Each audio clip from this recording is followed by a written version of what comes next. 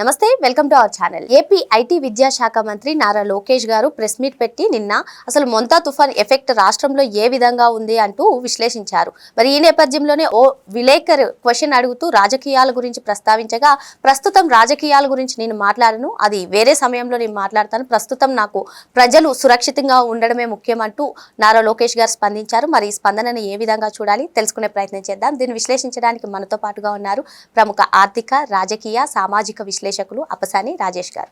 నమస్తే సార్. నమస్కారం.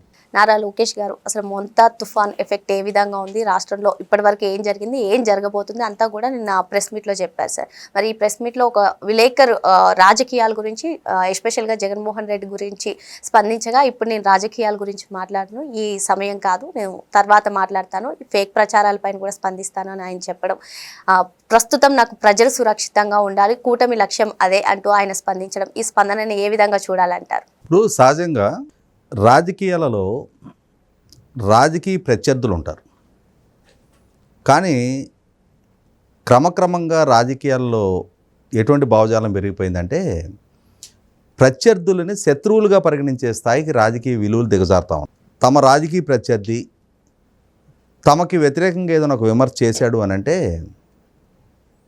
ఆ విమర్శలో ఉన్న హేతుబద్ధత కన్నా కూడా అతనిని ఎలా డిమోరలైజ్ చేయాలి, ఎలా వ్యక్తిగతంగా అతను అప్రతిష్ట పాలు చేయాలని ఒక లక్ష్యంతో గత కొన్ని సంవత్సరాలుగా రాజకీయంలో విమర్శలు ప్రతి విమర్శల స్థాయి కూడా దిగజారిపోయింది. కొన్ని సందర్భాల్లో రాజకీయాల్లో కొంత సమయం ఉంటుంది.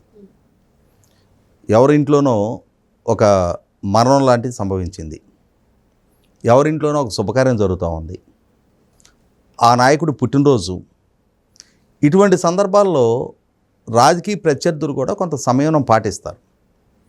అలాగే ఎన్నికలలో ఒక పార్టీ ఓడి ఒక పార్టీ నెగ్గి అధికారంలోకి వచ్చిన పార్టీని ఓడిన పార్టీ మరుసటి రోజు నుంచి రాజకీయ విమర్శలకు దిగరు. కారణం ఏంటంటే ఎన్నికలకు ముందు ఈ విమర్శలు, ప్రతి విమర్శలు, ప్రచారాలు అన్నీ ప్రజల ముందు హోరెత్తించినా కూడా ప్రజలు ఒక విచక్షణతో ఒక నిర్ణయం తీసుకొని వాళ్ళని నెగ్గించి వీళ్ళని ఓడించినప్పుడు ప్రజలు తీసుకున్న నిర్ణయం మనకు వ్యతిరేకంగా వచ్చింది కాబట్టి కొన్నాళ్ళు మనం కూడా సంయమనం పాటిద్దాం, మన రాజకీయ విధానాలు, మన సిద్ధాంతాలు, మన ప్రణాళికలో ప్రజలకి ఆమోదయోగ్యం కాలేదు కాబట్టి, ప్రజలు మనల్ని తిరస్కరించారు కాబట్టి మళ్ళీ తిరిగి ప్రజా సమస్యల పట్ల స్పందించి ప్రజల ఆమోదం పొంది మళ్ళీ ప్రజలకు చేరువు కావాలి కాబట్టి కొన్నాళ్ళు మనం సంయమనం పాటిద్దాం అని చెప్పని విచక్షణ కొన్ని రాజకీయ పక్షాలు మెయింటైన్ చేస్తాయి. కానీ వీటన్నిటికీ అతీతంగా వైసీపీ జగన్మోహన్ రెడ్డి గారి నాయకత్వంలో ఒక రాజకీయ పార్టీ ఆవిర్భావం జరిగిన తర్వాత జగన్మోహన్ రెడ్డి గారు ఆయనకు ఒక సొంత మీడియా ఉంది. ఆయన రాజకీయ ఎజెండాను అమలుపరచడమే ఆ మీడియా లక్ష్యం. ఆయనకు ఒక సోషల్ మీడియా ఉంది. జగన్మోహన్ రెడ్డి గారు నంది అంటే నంది, పంది అంటే పంది అని చెప్పని ప్రజలలో జగన్మోహన్ రెడ్డి గారికి అనుకూలంగా పోలరైజేషన్ రప్పించాలి.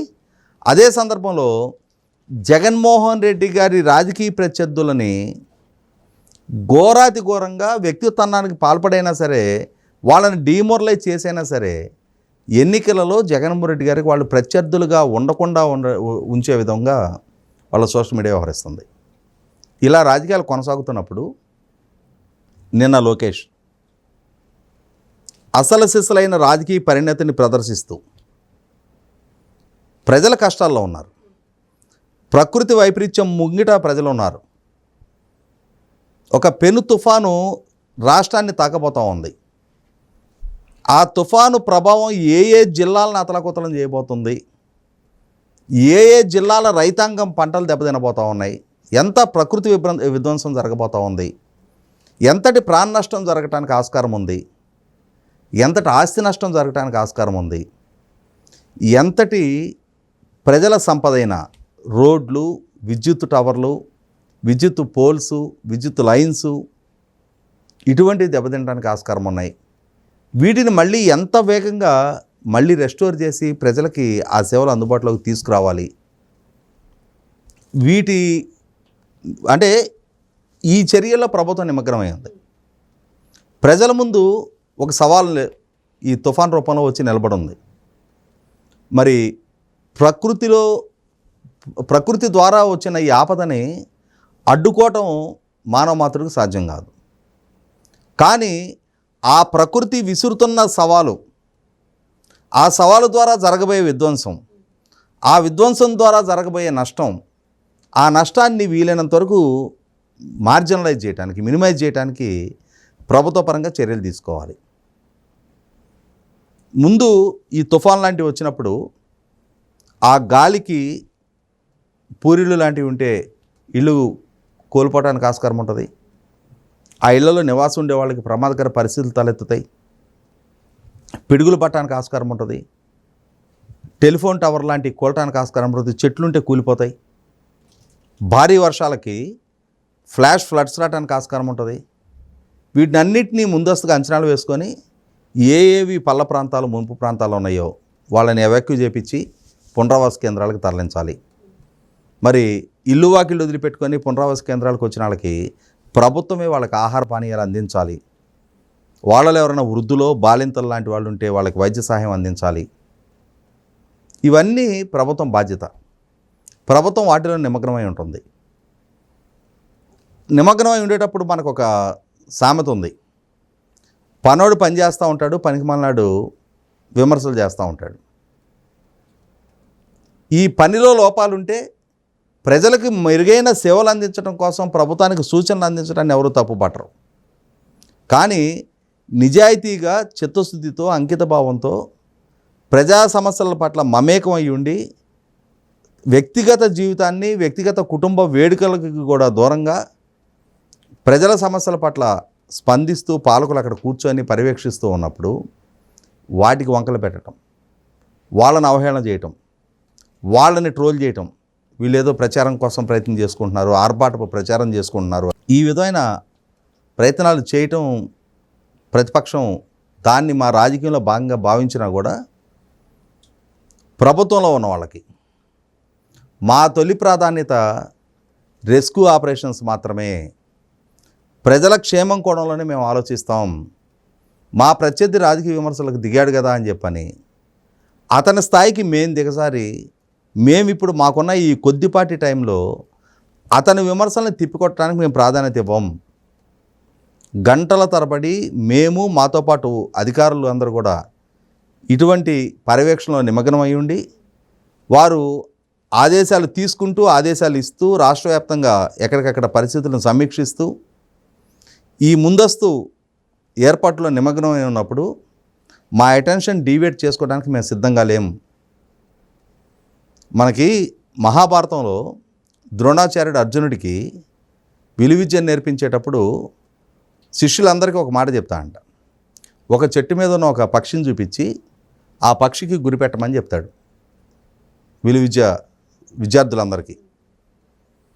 ఆయన అడుగుతాడు, నీకేం కనిపిస్తుంది అని చెప్పని. ఒక్కొక్కరు ఆ చెట్టు కొమ్మ కనిపిస్తుంది అంటారు, ఒకరు చెట్టు కొమ్మ మీద పక్షి కనిపిస్తుంది అంటారు. అర్జునుడిని అడిగినప్పుడు అర్జునుడు చెప్పాడు, నాకు ఆ పక్షి కను గుడ్డు కనిపిస్తుంది అని చెప్పని. అంటే అక్కడ నీ టార్గెట్ మాత్రమే నీకు కనపడాలి. ఇవాళ ప్రభుత్వానికి ఈ ప్రకృతి వైపరీత్యం ముంచుకొస్తున్న సందర్భంలో ప్రజల యోగక్షేమాలే టార్గెట్. వాళ్ళ ఫోకస్ పూర్తి స్థాయిలో యోగక్షేమాల మీదే నిమగ్నమై ఉంది. దాన్ని డీవేట్ చేసుకోవడానికి లేదు. అంటే వాళ్ళకున్న విలువైన సమయాన్ని వృధా చేసుకోవడానికి పాలకులు సిద్ధంగా లేరు. అనవసరపు వివాదాలకి టైం కేటాయించుకోవడానికి కూడా వాళ్ళు సిద్ధంగా లేరు. రాజకీయాలు చేసుకోవడానికి వేరే సందర్భం ఉంటుంది. ఈ విపత్తు సమయం ముగిసిపోయిన తర్వాత, ప్రజలందరినీ రెస్క్యూ చేసిన తర్వాత, వీలైనంత తక్కువ నష్టానికి ఈ వైపరీత్యాన్ని పరిమితం చేసిన తర్వాత, ఎటువంటి ప్రాణ నష్టం సంభవించలేదు అని చెప్పని అందరూ ఊపిరి పీల్చుకున్న తర్వాత, అప్పుడు కావాలంటే రాజకీయంగా మన టైం కేటాయించుకొని మా ప్రత్యర్థికి ధీటుగా ఘాటుగా సమాధానం చెప్పగలుగుతాం. కానీ ఇప్పుడు కాదు. ఇప్పుడు మా ఫోకస్ అంటే బాధ్యత కలిగిన వ్యక్తులు ఆ స్థానాల్లో ఉన్నప్పుడు ప్రజలు ఎవరికైతే ఇంతింత భారీ మెజార్టీలతో అధికారం కట్టబెట్టారో, ఏ నమ్మకంతో అయితే మా భవిష్యత్తు, మా బిడ్డల భవిష్యత్తు, మా రాష్ట్ర భవిష్యత్తు వీళ్ళ చేతుల్లో అయితేనే సెక్యూర్గా ఉంటుంది అని చెప్పని ఒక నమ్మకంతో ప్రజలు 175 స్థానాలు ఉన్న సభలో 164 స్థానాలతో అధికారం కట్టబెట్టారో, ముఖ్యంగా లోకేష్ లాంటి యువకుడికి 91,500 మెజార్టీతో తాను ఓడిన సీట్లోనే మళ్ళీ తిరిగి విజయం దక్కించారో, ఆ దక్కించడంలో ఆ ప్రజల నిర్ణయంలో తప్పు లేదు, ఆనాడు తాము తీసుకున్న నిర్ణయం సహేతుకమైందే అని చెప్పని ఇవాళ ప్రజలు కూడా కన్విన్స్ అయ్యే విధంగా, అదే సందర్భంలో మన పట్ల ఇంతటి నమ్మకాన్ని వ్యక్తం చేసిన ప్రజలకి వాళ్ళు కష్టంలో ఉన్నప్పుడు మన రాజకీయపు సంకుచితపు విమర్శలకు మనం ప్రాధాన్యత ఇస్తూ మన విలువైన సమయాన్ని ప్రజల కోణంలో కాకుండా రాజకీయాల కోణంలో ఆలోచన చేయటం హేతుబద్ధత కాదు అనే పాలకులుగా లోకేష్ ప్రభుత్వం, ముఖ్యమంత్రి చంద్రబాబు నాయుడు గారు, డిప్యూటీ సీఎం పవన్ కళ్యాణ్ గారు, హోంమంత్రి అనిత గారు, ఇలా వారందరూ కూడా పాలనలో నిమగ్నమయ్యారు. ప్రజల కష్ట సుఖాల్లో పాలు పంచుకుంటూ ఉన్నారు. కాబట్టి రాజకీయాలలో విలువల పతనం ఒకవైపు నుంచి వైసీపీ నిర్దేశిస్తుంటే ఆ విలువలను కాపాడటం కోసం ఎన్డీఏ కూటమి పాలకపక్షంగా ఉండి వాళ్ళు ఎంత సునిశ్చితంగా ప్రజల సమస్యల పట్ల స్పందిస్తున్నారు, అదే సందర్భంలో ఎంతగా ఇటువంటి సంకుచిత విమర్శలకి వాళ్ళు దూరంగా ఉంటున్నారనేది నిన్నటి లోకేష్ స్టేట్మెంట్ ద్వారా స్పష్టమవుతూ ఉంది. మరో అంశంతో మళ్ళీ కలుద్దాం. Thank you sir.